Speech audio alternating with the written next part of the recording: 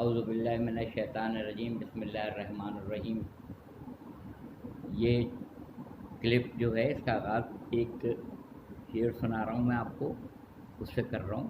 کبھی سختی، کبھی نرمی، کبھی اجلت، کبھی دیر، وقت ہے دوست بہرحال گزر جاتا ہے، لمحہ لمحہ نظر آتا ہے کبھی ایک ایک سال، اور کبھی لمحے کی طرح سال گزر جاتا ہے۔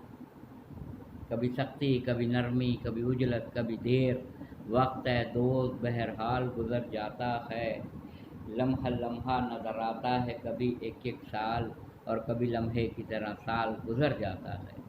2020 شروع ہوا تھا اور اب دیکھیے کہ آج 17 جون 2020 کی تاریخ ہو گئی ہے، جون کا مہینہ، یعنی چھٹا مہینہ، اس کی بھی آج 17 تاریخ ہو گئی ہے۔ آنے والے زمانے میں جب انشاءاللہ تعالیٰ دنیا سے یہ وبا کرونا ختم ہو جائے گی، یہ وبا، تو لوگ اس سن 2020 کو اس وبا سے یاد کریں گے، اور اس میں ایک لفظ ہے پازیٹیو۔ ہر شخص دنیا میں پازیٹیو بات کرتا ہے، پازیٹیو تھنکنگ رکھو، مثبت سوچ رکھو، پازیٹیو خیالات رکھو، تمہارے ویوز پازیٹیو ہونے چاہیے، نیگیٹو نہیں ہونے چاہیے۔ نیگیٹو یہ وہ بیماری ہے جس میں لوگ نیگیٹو کو پسند کرتے ہیں، دعا کرتے ہیں نیگیٹو ملے۔ یہ وہ مرض ہے، یہ وہ وبا ہے کرونا، جس میں کہتے ہیں کہ خدا کرے پازیٹیو نہ آئے، نیگیٹو آئے، نیگیٹو۔ تو سن 2020 کو آنے والے وقتوں میں اس کو لفظ پازیٹیو سے یاد کیا جائے گا، کہ رپورٹ میں لوگ پازیٹیو سے ڈرتے تھے کہ کہیں وائرس کرونا پازیٹیو نہ آ جائے۔ دیکھیے ہمارے ملک کی جو صورتحال جا رہی ہے اور پوری دنیا کی جو صورتحال جا رہی ہے، وہ تقریباً ایسی ہے کہ تقریباً میں سمجھتا ہوں کہ 90% ممالک نے 40 دن کا چلہ جسے کہتے ہیں، آپ نے گھر میں بیٹھ کے مکمل کر لیا ہے۔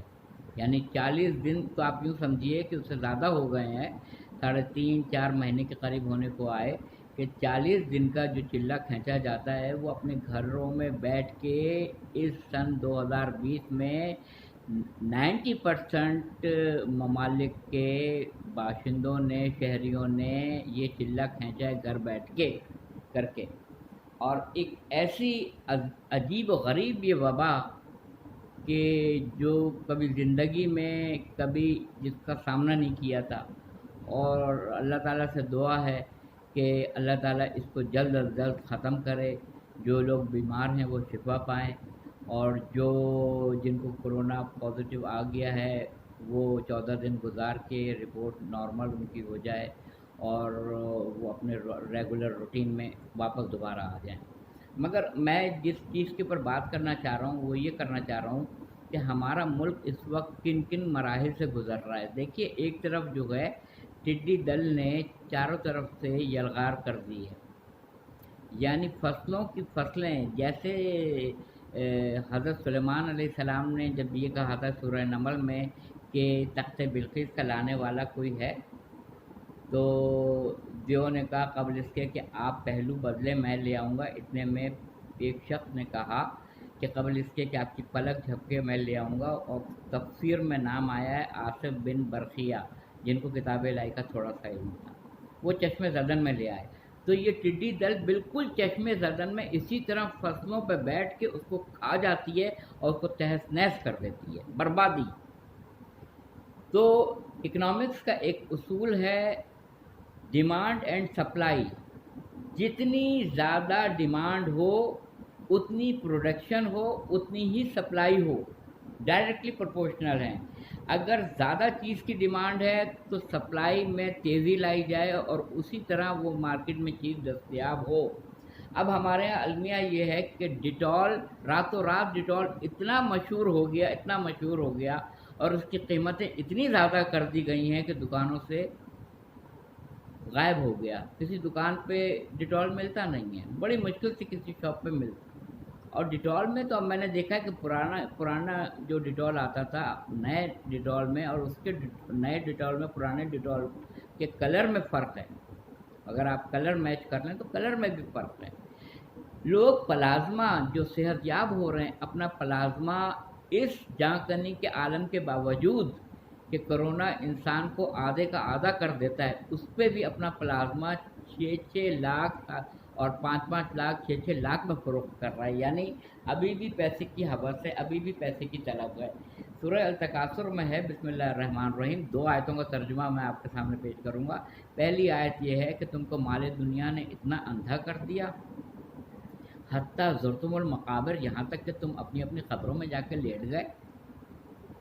یعنی ابھی بھی اس ماحول میں جب دنیا کی جتنی بیماری میں نے سنی, جتنی بیماریوں کے بارے میں نے سنا ہے, اس کی آخری لمٹ جو ہوتی تھی وہ وینٹیلیٹر آخری. مگر یہ وہ وبا ہے جو میں نے اپنی پوری زندگی میں جس کو سنا ہے, کرونا, جو اپنے ساتھ وینٹیلیٹر کو لے کے آتی ہے. یعنی کینسر کا مریض بھی آخری میں اگر اس کو ضرورت ہوگی تو وینٹیلیٹر پر جائے گا. کڈنی فیلئر کا بھی اگر پیشنٹ ہوگا تو وہ آخری وقت کے اندر وینٹیلیٹر پہ آئے گا.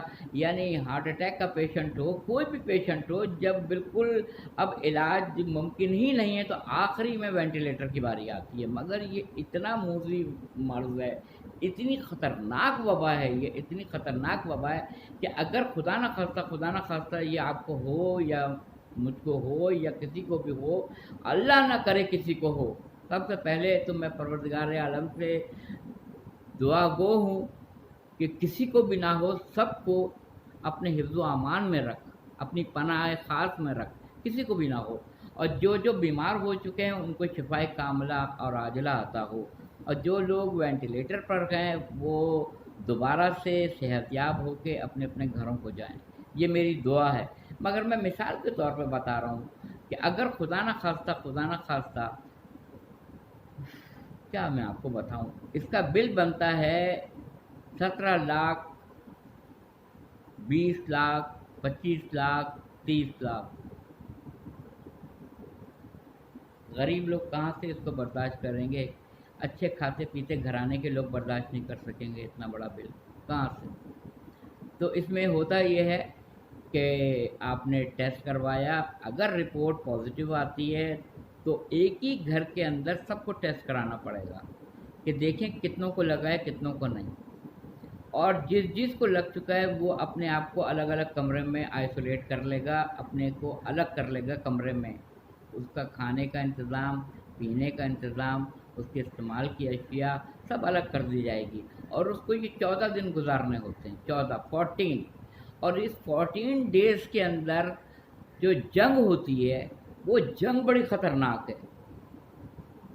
یہ 14 دن کی جو جنگ ہے جو لڑی جاتی ہے جسم کے اندر, اس میں یا تو یہ وائرس پیشنٹ پہ غالب آ جاتا ہے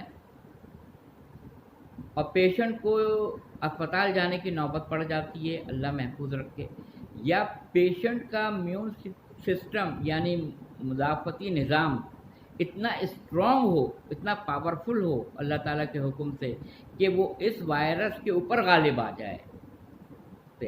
اگر 14 دن میں وہ اس پہ غالب آ جاتا ہے تو جا کے اپنا ٹیسٹ کرائے, انشاءاللہ نیگیٹو آئے گا. بعض اوقات ایرر بھی ہوتا ہے, پازیٹیو ہی آ رہا ہوتا ہے. ڈاکٹر کہتا ہے 3-4 دن 5 دن 1 ہفتہ انتظار کیجیے پھر کرا لیجیے. تو بہرحال وہ نیگیٹو ہو جاتا ہے. مگر صحت کے لحاظ سے آپ کا گردہ, کڈنی, ہارٹ, برین اور دیگر آپ کے جو آرگنس ہیں وہ متاثر ہوتے ہیں. اس سے صحت آدھی کی آدھی ہو جاتی ہے. تو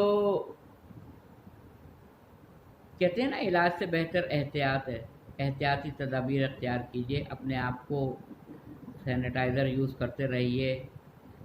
دین تو پہلے کہہ چکا تھا پاکیزگی نصف ایمان ہے. روح کی پاکیزگی بھی ہوتی ہے, جسمانی پاکیزگی بھی ہوتی ہے. ہم نے ساری عمر جسمانی پاکیزگی اور اس کو خوبصورت بنانے میں صرف کر دی. گھڑی ہو تو خوبصورت ہونی چاہیے، یہ لباس ہو تو شایان شان ہونا چاہیے، یہ موبائل میرے پاس ہو تو بڑا قیمتی اور بڑا مہنگا موبائل میرے پاس ہونا چاہیے، یہ مکان میرے پاس قیمتی ہو کہ باہر سے دیکھنے والے پوچھیں یہ کتنے کا ہے، کب لیا، گاڑی اتنی عالیشان ہونی چاہیے، جوتا میرے پاس بہترین ہونا چاہیے۔ لوگوں کو کہتے ہیں کہ پہلی نظر جو ہے مردوں پہ جب کسی کی پڑتی ہے تو جوتے پہ پڑتی ہے، جوتا دیکھتے ہیں جوتا کیسا ہے، اس سے پتہ چلتا ہے کہ خوش لباسی کا شوقین ہے یا نہیں ہے یہ شخص۔ تو یہ سب ظاہری ہے، ہم نے اپنی پوری زندگی ظاہری چیز کو صحیح کرنے میں سنوارنے میں صرف کر دی، گزار دی۔ تو اس کے اندر جو باطنی چیز ہے روح، وہ کون پاک کرے گا؟ کیونکہ وہ تو غیبت، بغض، عداوت، کڑھن، نفرت، جلن، بغض، کبھی مذہبی بنیاد پہ، کبھی لسانی بنیاد پہ، کبھی امیری اور غریبی کی بنیاد پر، کبھی جاہل عالم سے بغض کرتا ہے، کبھی مطلب مختلف اقسام ہیں۔ یہ روح کے لیے دیمک کا کام دیتی ہیں، دیمک جیسے دیمک لکڑی کو کھا جاتی ہے، اسی طرح یہ تمام بیماریاں روح کی، جس میں میں نے آپ کو بتایا غیبت، جلن، اڑھن، نفرت، عداوت، بغض، کینہ، یہ سب کا سب بے ایمانی، یہ سب کی سب روح کی دیمک ہے، آپ کی روح کو ختم کر دیتی ہے۔ اور روحانیت کا تعلق روح سے ہے، اس کو ہم نہیں سنوارتے ہیں، پوری زندگی نہیں سنبھالتے، بالکل نہیں سنبھالتے۔ تین چیزیں اللہ تعالیٰ نے بظاہر ہمیں یوں دی ہے، مگر دی تو بہت کچھ ایسی اتنی دی ہیں کہ ان کا شمار ممکن نہیں ہے، مگر میں اس مختصر کلپ میں یہی بتاؤں کہ جسم ہے، نفس ہے، روح ہے۔ نفس جو چیزوں کو جوڑے رکھتی ہے، نفس بیچ میں ہے، تو نفس نے جسم کو بھی جوڑے رکھا ہوا ہے، روح کو بھی جوڑے ہوئے رکھا ہوا ہے۔ پورے قرآن مجید میں یہ نہیں ہے کہ جسم کو موت آئے گی، پورے قرآن مجید میں یہ نہیں ہے کہ روح کو موت آئے گی۔ کل نفس ذائقۃ الموت، نفس کو موت کا ذائقہ چکھنا ہے۔ نفس کا نے جیسے ہی ذائقہ چکھا، انسان ختم ہوا، روح چلی گئی عالم برزخ میں۔ عالم برزخ کی آیت سورہ المومنون 23واں سورہ قرآن مجید کا، آیت نمبر 100 حوالہ دے رہا ہوں، سورہ المومنون 23واں سورہ، آیت کا نمبر 100، جس میں برزخ کی آیت ہے۔ جب قیامت برپا ہوگی، حشر کا میدان ہوگا، اس وقت جو ہے یہ برزخ ختم کر دی جائے گی۔ ابھی برزخ کے وہ ہے جہاں اچھی اور بری دونوں ارواحیں ہیں، اپنے اپنے کردار اور اعمال کے حساب سے، سب ایک ہی سطح پہ نہیں ہیں، اچھے والے اچھے، اس سے بھی اچھے، اس سے اچھے، سب سے سپیریئر، بہترین، ان کے درجات ہیں۔ اسی طرح برائی میں برائی کے بھی درجات ہیں، کتنا برا ہے۔ اس طرح سے برزخ کی آیت موجود ہے، سورہ المومنون میں موجود ہے برزخ۔ تو روح چلی جائے گی برزخ میں، اور جسم چلا جائے گا مٹی میں، چلا جائے صندوق میں بند کر کے کر دیجئے، جلا دیجئے۔ اسی لیے حضرت ابراہیم علیہ السلام کو سب پتہ تھا، سب قلبی یقین رکھتے تھے حضرت ابراہیم خلیل اللہ علیہ السلام، صرف دنیا والوں کو بتانے کے لیے پروردگار عالم سے پوچھ رہے ہیں کہ پروردگار عالم تو مارنے کے بعد دوبارہ کیسے زندہ کرے گا؟ ابراہیم علیہ السلام آپ کو کیا یقین نہیں ہے؟ کہا میں قلبی یقین چاہتا ہوں۔ وہ ہمارا قلبی یقین چاہتے تھے، اپنا نہیں، ہمارا۔ پرندے لاؤ اور اس کا قیمہ بناؤ اور پہاڑ کی چوٹیوں پہ ان کو ڈال دو اور کہو کہ اللہ کے اذن سے دوبارہ زندہ ہو جاؤ۔ یہی تمام الفاظ آپ نے ادا کیے، اور تمام پرندے یکجا ہو کے حضرت ابراہیم خلیل اللہ کے سامنے آ گئے۔ سبحان اللہ، سبحان اللہ، سبحان اللہ۔ تو اب آپ چاہیے تو اس کو گدھ کو کھلا دیجئے، آپ چاہیے تو اس کو جلا کے اس کو پانی میں بہا دیجئے، اس کی خاک کو، جہاں بھی ہوں گے منتشر اجزاء دوبارہ سے آ جائیں گے یکجا ہو کے، اور اس دن تمام مردے اپنی لحد کا لفظ آیت میں، لحد بھی قبر کو کہتے ہیں، اپنی لحد سے یہ کہتے ہوئے اٹھیں گے ہماری لحد گاہ سے ہمیں یہ کس نے اٹھا دیا، تو آواز آئے گی آج میدان حشر ہے، حساب کتاب کے لیے چلو۔ 50,000 سال کا ایک دن اللہ تعالیٰ کا ہوگا۔ تو پہلے تو ہم کرونا کی طرف یہ وبا کو بھگت رہے ہیں، موسم انتہائی گرم تر جا رہا ہے، انتہائی گرم تر جا رہا ہے۔ انٹیریئر سندھ میں 45 46 48 49 ڈگری سینٹی گریڈ تک جا رہا ہے۔ کراچی میں اگر 33 35 ہوتا ہے تو فیلز لائک لکھا ہوتا ہے کہ 41 42، یعنی اتنا زیادہ ہوگا، فیل ہوگا آپ کو کہ آپ مارکیٹ میں کھڑے نہیں ہو سکیں گے۔ اور مارکیٹ میں اب یہ حال ہے کہ اگر دوپہر کو جاتے ہیں تو خطرناک ہے، صبح صبح چلے جائیے، صبح جا کے جو خریدنا ہے لے آئیے، کیونکہ 7 بجے شاپ بند ہو جائیں گی۔ آپ نے دیکھ لیا ہوگا کہ کل سے بہت سے علاقے لاہور میں سیل کر دیے گئے ہیں، پنجاب کے بہت سارے شہروں میں علاقے سیل کر دیے گئے ہیں، کراچی میں بھی کر دیے جائیں گے اس مصیبت وبا کی وجہ سے۔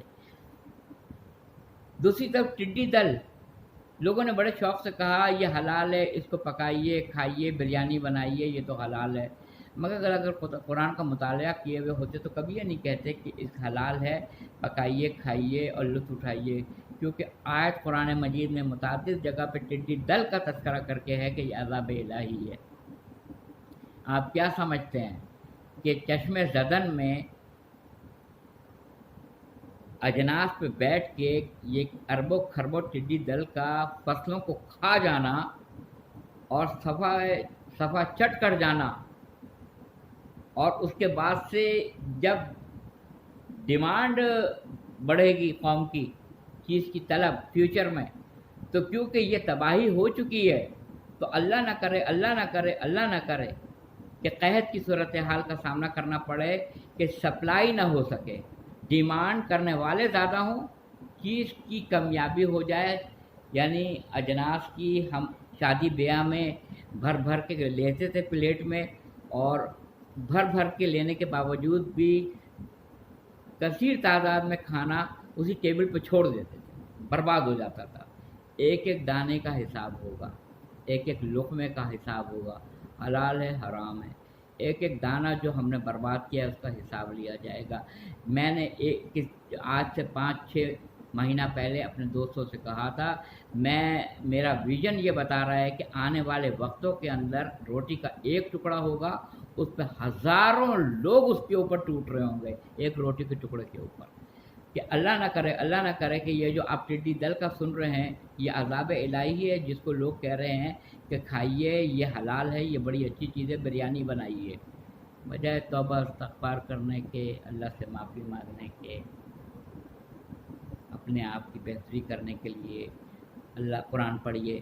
قرآن بڑی ہمت دلاتا ہے، قرآن جو ہے متقیوں کے لیے ہدایت ہے، اس میں ہر مرض کی شفا ہے، ہر چیز کی شفا اس قرآن مجید میں رکھی گئی ہے۔ چاروں قل پڑھیے۔ مجھے میرے ایک عزیز نے بتایا تھا کہ گھر سے جب بھی آپ نکلیں سورہ توحید ادھر آگے پیچھے اوپر نیچے، اسی طرح سورہ ناس، اس طرح سورہ فلق، سورہ الکافرون پڑھ کے اپنے آپ کو حصار میں لے کے آپ گھر سے نکلیے، آپ آئیں گے۔ قرآن مجید سے مجرب نسخہ آیتوں کا گلدستہ کرونا کا علاج نہیں ہو سکتا ہے، نہیں ہو سکتا ہے، نہیں ہو سکتا ہے۔